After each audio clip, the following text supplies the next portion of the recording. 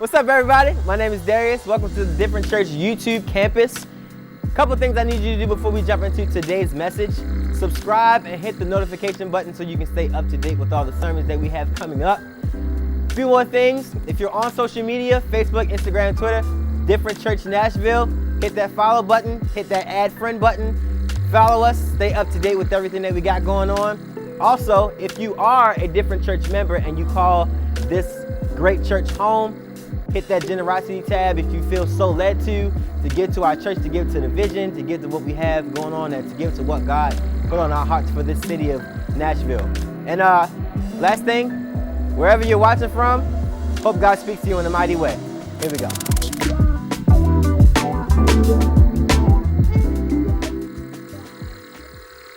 First rule of Fight Club is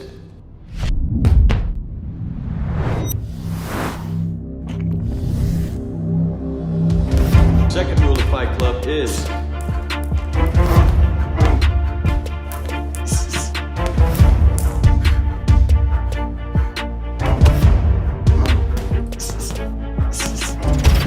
third rule of Fight Club.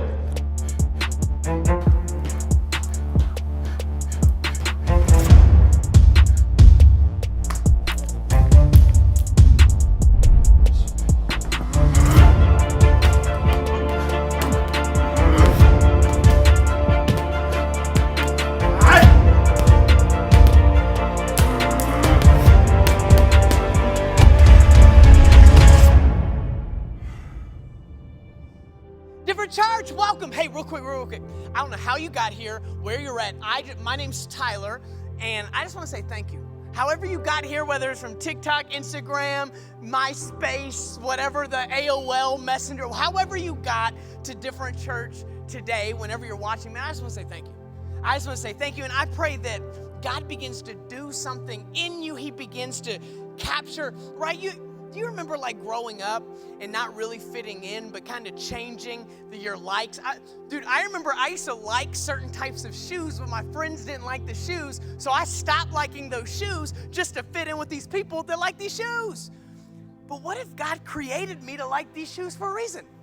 What if God created the eyes and the love and the passions that I had for a reason, but I stopped it because I felt a little different? And that's what we want to do here, wherever you're watching from. We want you to discover, why did God make you the way He made you? What if it was to go into the world and reach other people that are like you, that are a little different, that don't feel like that? Maybe you'll succeed. Maybe you'll step out and do something nobody's ever done before. And so I just want to say thank you. And everybody that serves in the 615 location, man, I am so grateful and thankful for you. We end our series. So this is the last week. We end our series in Fight Club. Boom, boom. This is the last week of our series Fight Club because, and I've said it every single week, but if you're tuning in for the first time, a lot of us want to learn how to avoid a fight, right? Non-confrontational people. I need 10 steps to help me not argue with my wife or help me not to struggle financially. But what if rather than learning how to avoid a fight, what if we learned how to fight when the argument happens, when the financial problems happen, when the child problems happen? What if we learned how rather than just avoid? Because you're always going to be one of three people. You're going into a fight, you're in the middle of a fight, or you're just now leaving a fight and you just go in a circle just like that. You leave a fight, you're about to walk into one. You're walking into one, you're about to get out of it. You're always one of those three people, and we've got to learn, how do I learn to fight battles? It's not if they happen, it's when they happen now.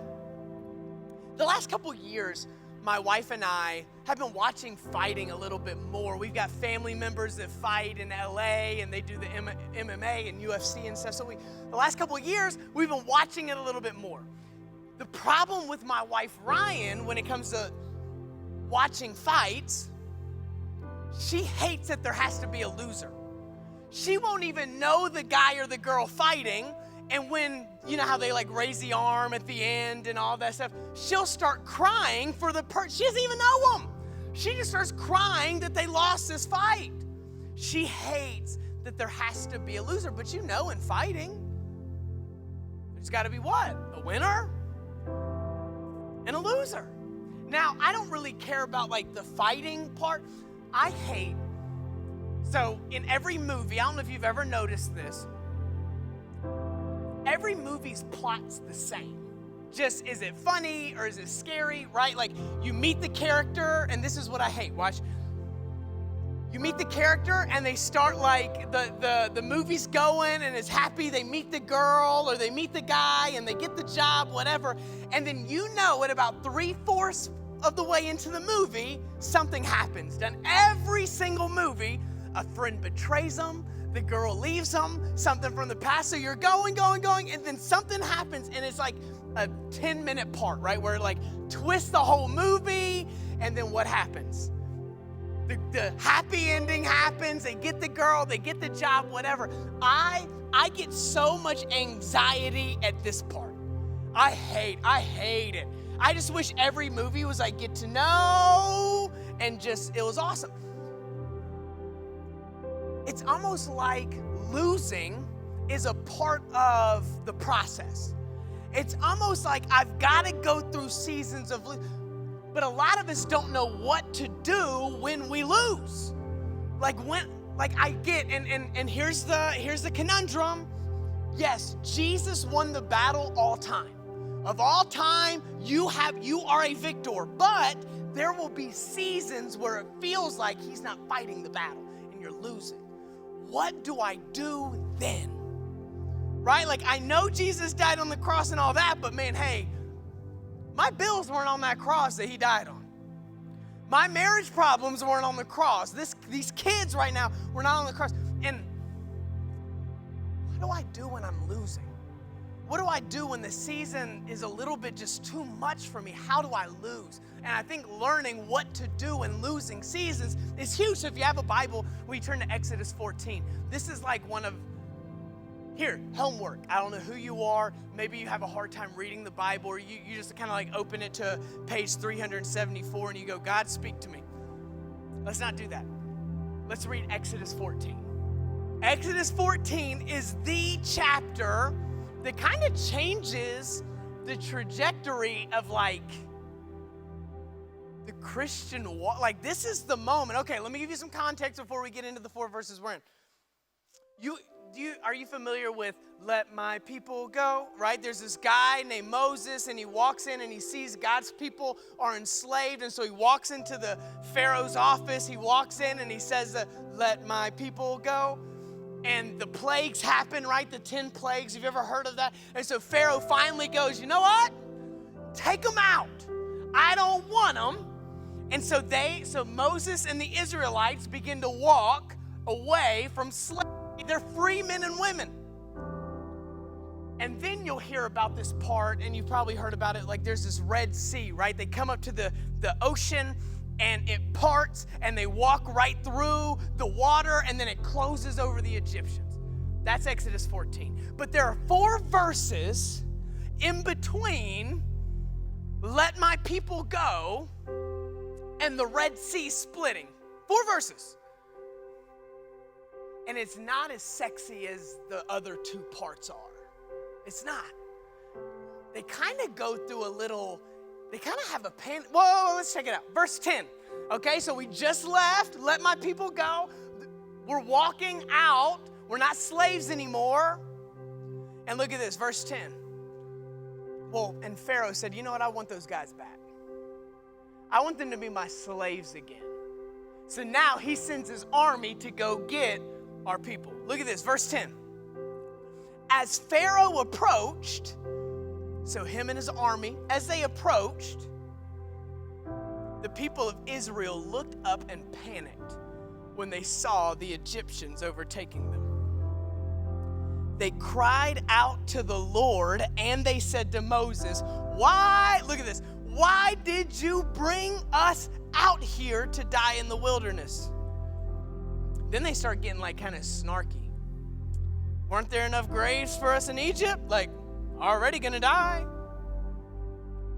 What have you, and then they start questioning, what have you done to us? Why did you make us leave Egypt? And this is like my favorite part, and we'll talk about it in a minute. Verse 12, didn't we tell you this would happen? While we were still in Egypt, we said, leave us alone. Let us be slaves to the Egyptians. It's better to be a slave in Egypt than dead in the wilderness. Verse 13. But Moses told the people, don't be afraid, just stand still and watch the Lord rescue you today. The Egyptians you see today will never be seen again. Verse 14, and we're done. The Lord himself will fight for you. Just 3 words. Hey, I don't know who needs to hear this. 3 words. Just stay calm. Verse 10. So they've walked out.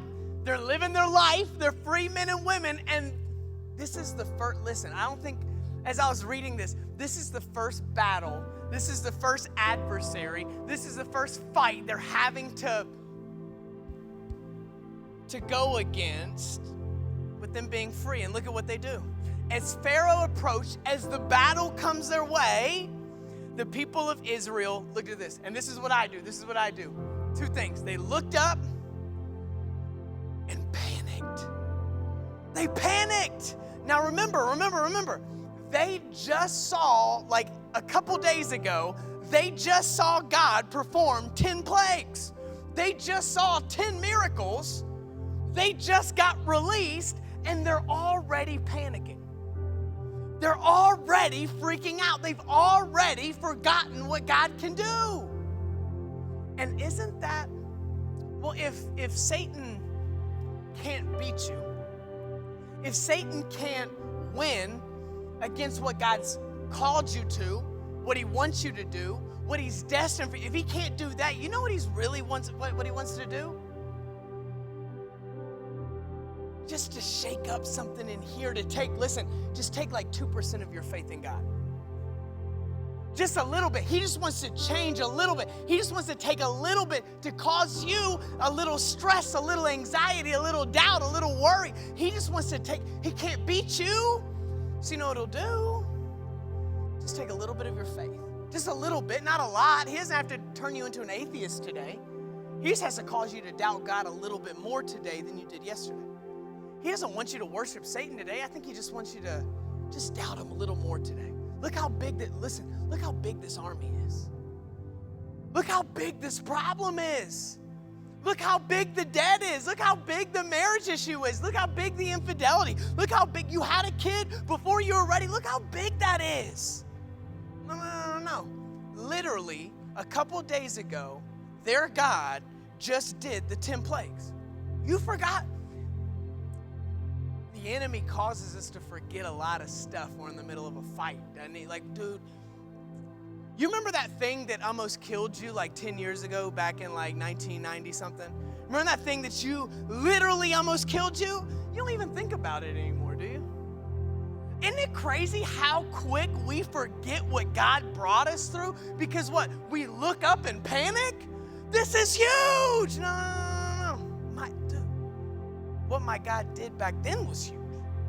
What my God did a couple days ago was huge. But man, all the enemy has to, all he has to do is just take a little faith. Just every day, just take 1% of your faith, 1% of your faith. And that's what he's doing. And one of my favorite pastors of all time, Pastor Troy Gramling, he said, the devil doesn't have to beat you. He just has to outlast you. He just has to hit you a couple times on the wrong day. Right? He's been chipping at you every single day for 2 weeks straight, and finally he's just gotten you. That's what he does. A little here, a little here, a little. So that's what literally, the first battle, the first form of pushback in them stepping out. Remember, you're stepping, I don't know who you are, you're stepping out in faith. Maybe you're new to Christianity. Maybe you're stepping out, you're getting married. Maybe it's becoming a parent, whatever. You're stepping out into what God calls you to do. It's not if there's going to be a fight. It's when there's a fight. How do you react? Here, these are people of God. They grew up. They know the first what? Well, I guess at this point they don't know it, but they know that there is a higher power, a higher being. And look, as the fight approached, the people of Israel looked up and freaked out. Well, what did they freak out at? When they saw the Egyptians overtaking them. And look at what they do. And this is literally, this whole thing is kind of just like a process of like being in a battle. You see how these people process this. What they do right here is what I am more guilty of than anything else in my life. Look at what they do. When they saw the Egyptians overtaking them, they cried out to the Lord, they prayed, and they said to Moses. They prayed, and then they tried to figure out what to do. Dude, that's me.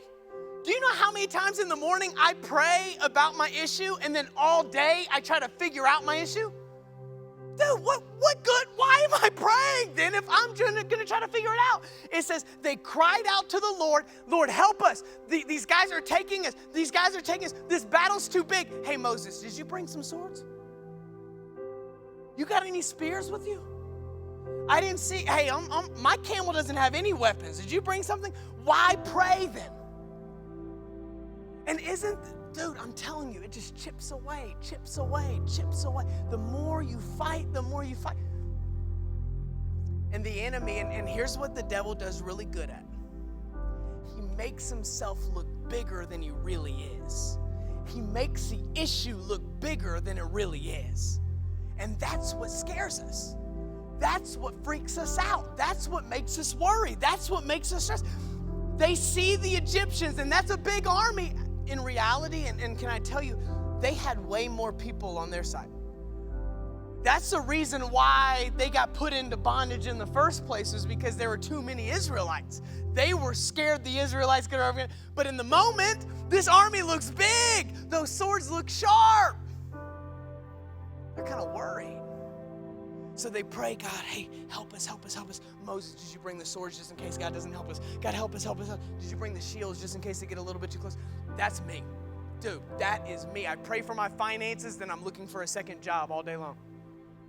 It's so like, I just don't understand. But for some reason, that's what happens in my spirit. And it's because the enemy makes himself, the issue is so big, isn't it?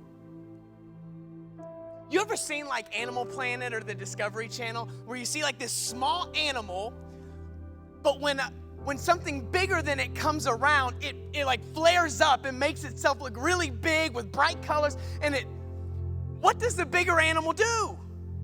Well, it turns around and walks away. It's scared of this little thing, even though it's stronger than it, even though it's more powerful, even though it could destroy it, it walks away. Why? Because the perception that this thing's bigger than me makes him turn away. And that's all the enemy does. He can't beat you.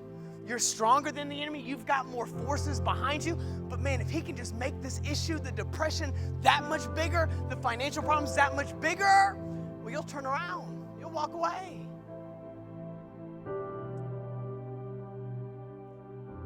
He literally, and you're about to see it, the enemy literally scares them into wanting to go back to bondage. Literally scares them to want to go back to the suffering they've been through. Do you know how many people I've seen hop into church, hop into this Christianity thing, hop into all that, and the first battle, they go, dude, my old friends didn't do this. Whenever I was doing whatever back then, I didn't go through this. I'm going back. Dude, it was a financial issue. You're fine. But man, there's this moment where it looks so big. He has no power. Just to remind you, I don't know who you are, where you are, if you made it this far in the message, just to remind you, the devil has no power over you. He doesn't. But now listen, he looks like he does. Okay? It looks just like that animal. He looks big. He looks crazy. He looks strong. No. He's not. I'm telling you, he's not. But that's all this is. So look. As Pharaoh approached, the people of Israel looked up and panicked when they saw the Egyptians overtaking them.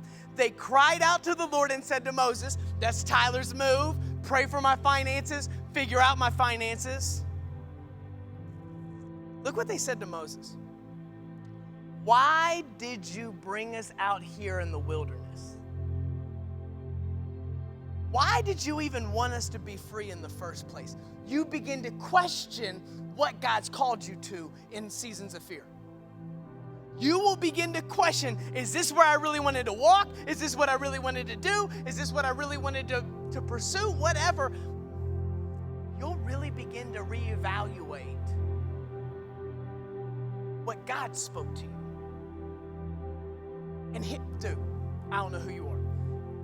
If there's one voice to not when you hear something from God, you walk and you don't look back, you don't look to the side, you follow what he said to you. Will there be voices on the side? Of course, of course, of course. Literally, the devil just scared them to want to go back to slavery. They haven't even been touched yet. And spoiler alert, they never get touched. But they literally were about to get punked out to go back into slavery. Dude, that happens to me all the time. To go back to old vices, to go back to old addictions, to go back to old relationships. Literally, all because I'm scared that I won't make it through this. I'm going to turn around. I know I can make it to that. I know I can get back to Egypt, so I'm going to turn back and go to Egypt. God didn't call you to Egypt. He didn't. You're not destined for Egypt. You're destined for the promised land. But man, all it takes is this issue to get a little bit bigger. What do I do when I'm losing? They look like they're about to lose, because you got to think, you've got an army on this side, sea on this side, and they're just standing there like, bro, what are you doing with me? What do I do when I'm losing? What do I do? Do I go back to Egypt? Do I go back to bondage? Do I go back to slavery?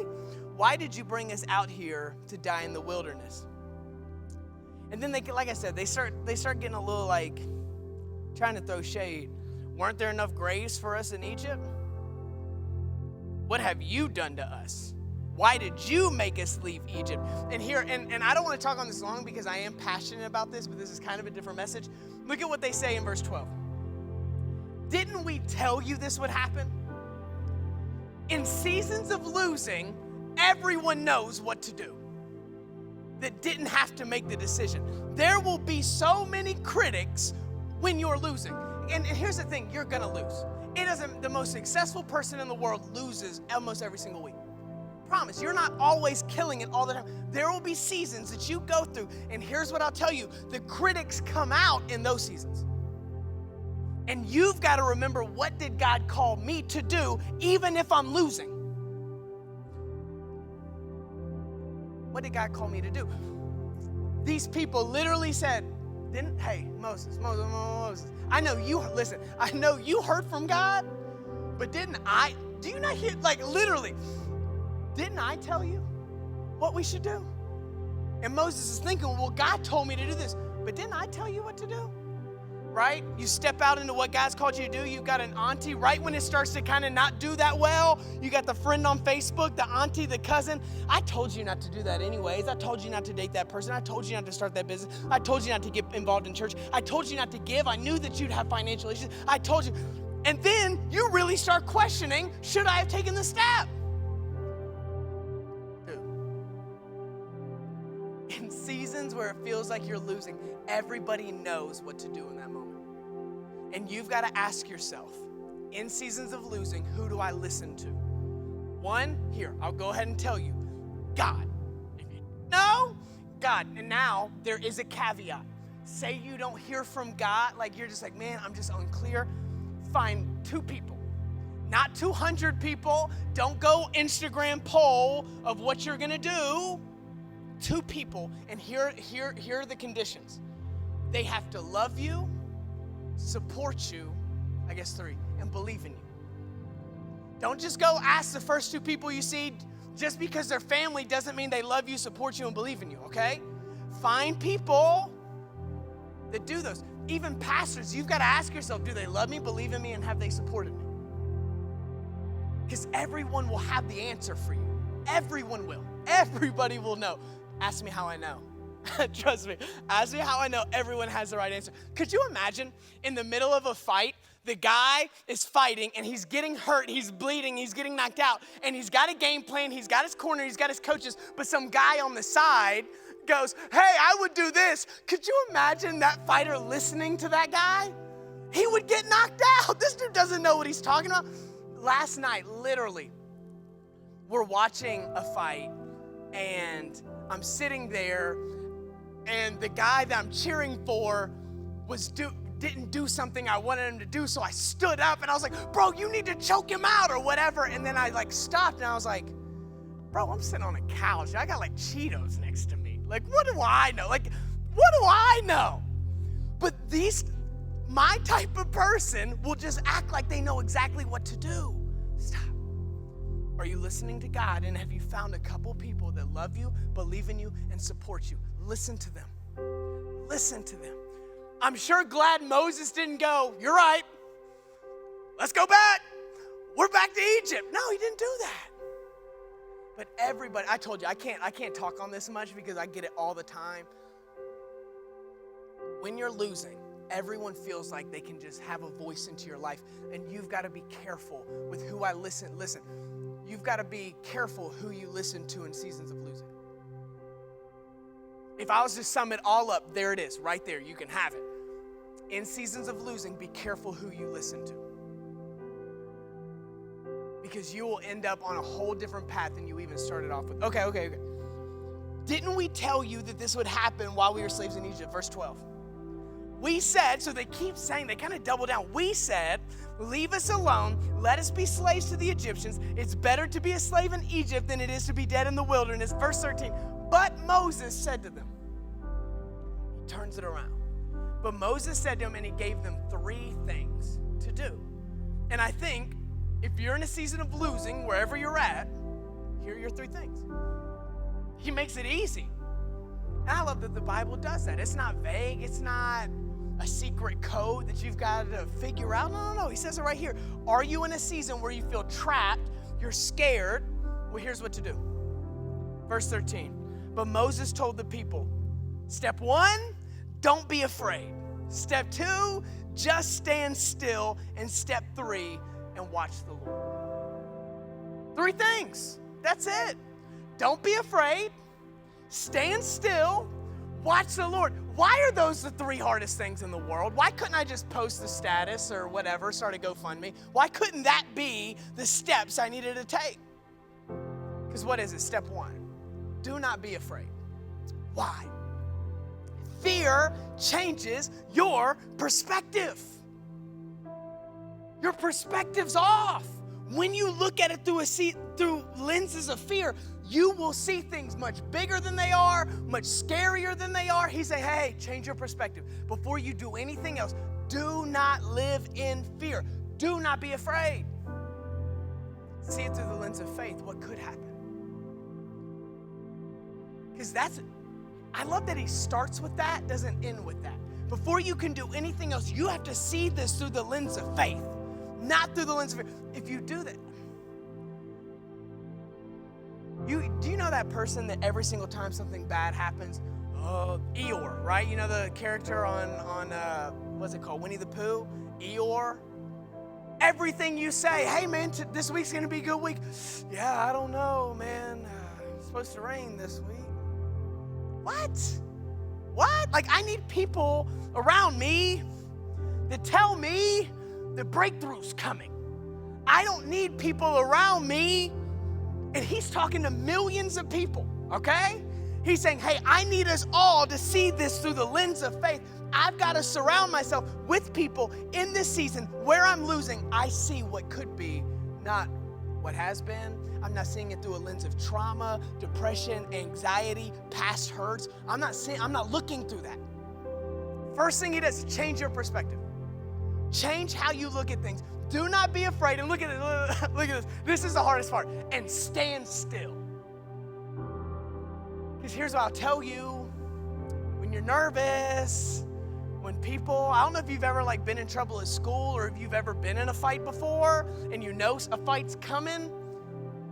Your heart starts racing and you're just fidgeting a lot. You're touching a lot of stuff. You know you're about to go into the principal's office. So you're trying to act super cool and he said, hey. Stand still. Stop touching things. Stop touching things. Because here's what I've learned in my life. When I get involved, when Tyler gets involved with Tyler's life, Tyler messes it up. I mess it up 10 times out of 10, 11 times out of 10, I've messed it up. don't touch anything. Just stand still. Stand right there. Don't move. It's like whenever I get home and I want to try to help my wife do something around the house. I say, hey, Ryan, you want me to help you with the dishes? Or you want to help me, you want me to help you clean? And she looks at me and she wants me to help her, but she knows if I get involved, I'm going to put something, I'm just going to make it worse. So she's just Tyler, just go sit down. I'll handle this. I'll fix this how it needs to be. We love to pray to God, but then okay, God, what do you need me to do? I'll figure this out. I'm strong. Hey, you? I think the easiest way you could say it is get out of God's way. Hey, don't be afraid. Get out of God's way. Hey, he doesn't need you. He's way stronger than you. And then the last thing, don't be afraid. Stand still and watch the Lord. Watch him.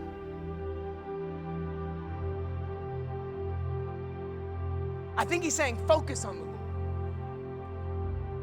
You ever use binoculars, right? Maybe you've been hunting or something.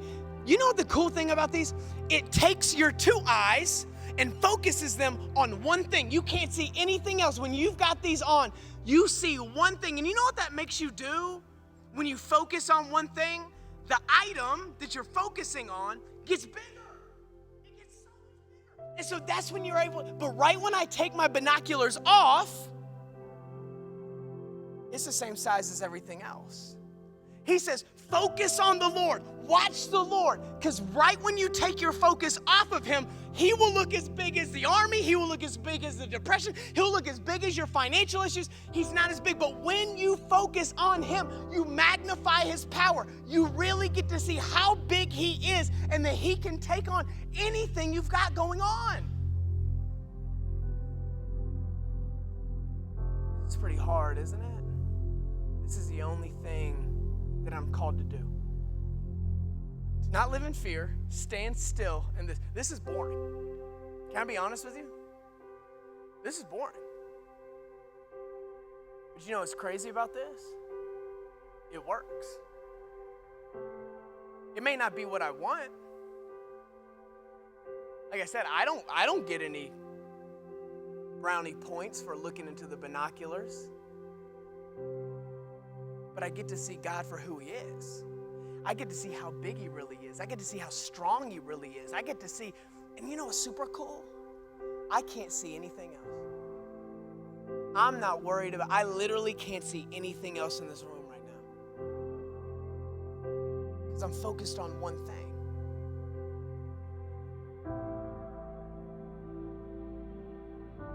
All the enemy has to do is pull your hand down just a little bit and you begin to see everything and you go, oh, I shouldn't have checked my bank app. I shouldn't have checked my direct messenger. I shouldn't have done this. I shouldn't have gotten on that website, whatever. And everything starts getting so big. No. Go back. Go back. Go back. Go back. Focus. Focus. Focus. This is all you have to do. This is it. And what does he say will happen when you do this? And we're done. I promise. What does he say you're going to do? Don't be afraid. Stand still. Focus on the Lord. And watch the Lord rescue you today.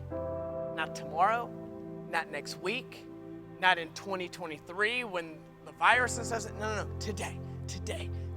If you do these three things, you will see him rescue you today.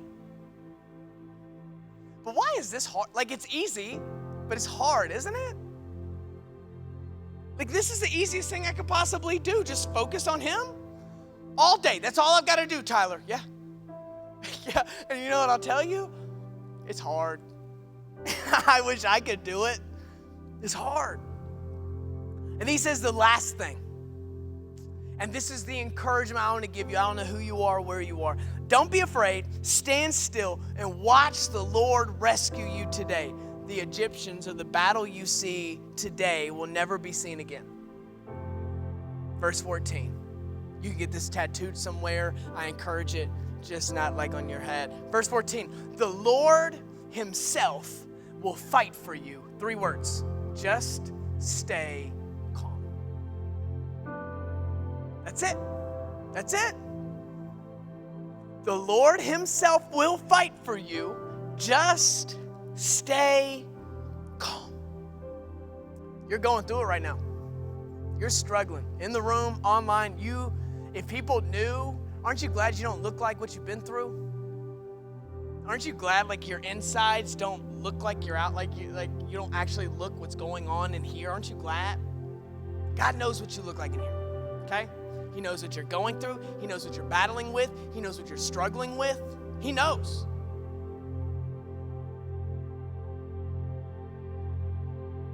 The Lord himself, it says the Lord himself will fight for you. Bro, that's the most encouraging thing I've ever heard in my life. You mean to tell me the creator of everything is the Lord himself will fight for me? I don't even have friends in my life that'll fight for me, let alone the creator of the stars and the universe. What do I have to do? The last 3 words that he says, this is all you need. Just stay calm. Just stay calm. I don't know where you are. I just pray that God would do something in the season of losing. You feel like, man, you can't catch a break. God's working. The Lord himself will fight for you. Just stay calm. God, we love you. We thank you. We praise you. And God, we're so glad that you go before us. You fight for us. God, we're sorry when we've gotten in your way, that we've said, hey, God, we've got this. I've got this. I'm really strong. Watch me fight. God, I'm sorry when I've done that. God, I pray that whoever, wherever, whatever somebody's going through right now, that you would begin to fight for them. And that they would just begin to breathe and say, the Lord is fighting for me. So I don't have to fight, even when it looks like I'm losing. So God, we love you. We thank you. We praise you. In your name we pray. And everybody said, amen. Hey, what's up? My name's Tyler, and you are a part of our Different Church YouTube campus. And I just want to say thank you. I'm the pastor here. And here's a few things that you can do to stay a part. 1, subscribe and hit the notification bell. Be alerted anytime something drops or releases. We want you to be a part. We want you to be encouraged and inspired and figure out what your different is. But maybe you want to tell your auntie, your uncle, your cousin, whoever. Maybe you want to send that. Just share it. Because what I've learned in ministry, people will open a link to a church long before they ever open the door to a church. And maybe you're on Instagram or Facebook or Twitter. Follow us, Different Church Nashville. Be a part. See what we're doing every single day. And maybe, last but not least, you're an OG. You're a real one. You really want to get plugged in. All you got to do is go to different.church. That's DFRNT.church to find out more about us, the church, how to give, how to be a part, all of that. But I love you, and I will see you next video.